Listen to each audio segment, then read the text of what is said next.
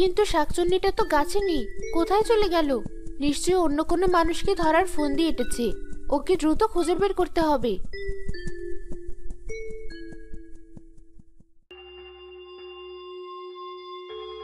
এই গাছ থেকে ও গাছ ঘুরি, তবু মাছ খুঁজে পাই না। আরে বাহ, এক মাঝ বয়সী ছেলে দেখি পুকুর পাড়ে একা একা বসে মাছ ধরছে। আশেপাশে ওই পরিটারও কোনো খবর নেই। দেখি ওই ছেলেটা কোনো মাছ ধরতে পারি কিনা, পারলে আমি খেয়ে নেবো ওর মাছ। এই তো বেশ বড়সড় আকারের মাছ ধরেছি একটা। ঝুড়িটাতে রেখে দিই আমার মাছ। অনেকদিন পর এত বড় একটা মাছ দেখলাম।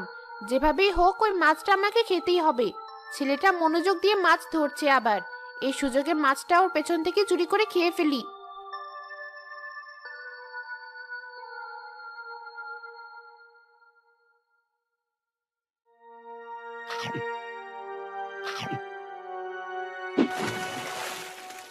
আরো একটা মাছ পেয়েছি। আজ তো দেখছি আমার কপালটাই ভালো, একসাথে দুটো বড় বড় মাছ।